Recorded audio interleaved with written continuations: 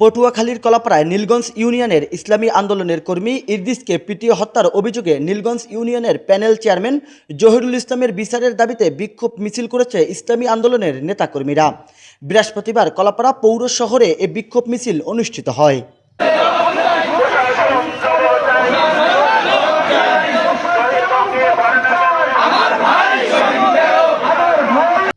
স্থানীয় সূত্রে জানা যায়, ফেসবুকে পোস্ট ও কমেন্টকে কেন্দ্র করে স্থানীয় সালিশ বৈঠকের নামে মারধর ঘটনায় ইদ্রিসের মৃত্যু হয়েছে বলে অভিযোগ উঠেছে।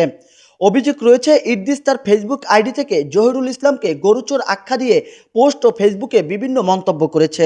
এর জেরে জহিরুলের অনুসারীরা ক্ষিপ্ত হয়ে ইদ্রিসকে মারধর করেছে বলে দাবি স্থানীয়দের।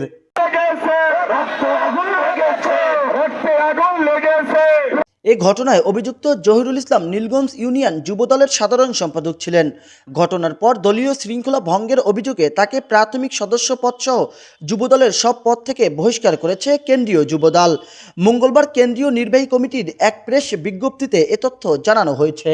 এই যে খুনি জহির, সে তো আজকে একটা খুনের সাথেই জড়িত না, তার বিরুদ্ধে এতগুলো মামলা আছে এবং তার অপকর্মের কোনো শেষ নাই। মানুষ ভয়ে তার বিরুদ্ধে মুখ খুলতে সাহস পায় না।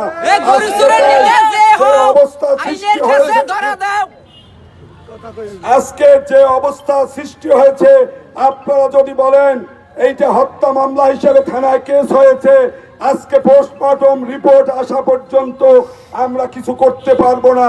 আমরা অত্যন্ত দুঃখের সাথে জানাবো, এইটা বলে আপনারা অপরাধীদেরকে বাঁচার সুযোগ দিবেন না।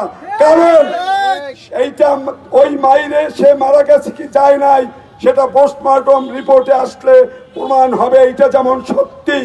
কিন্তু যুবদলের অফিসে বসে তার উপর 15-20 জনে মিলে নির্যাতন করা হয়েছে, এইটা কি মিথ্যা? প্রশাসনের লোক আপনারা পারেন না এমন কিছু নাই। আমার থানা পুলিশের প্রতি পূর্ণ আস্থা আছে। আপনারা চেষ্টা করলে সব অপরাধ উদ্ঘাটন করতে পারেন।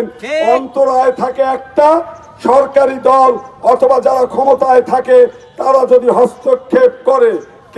নিউজ ডেস্ক, খবর কুয়াকাটা।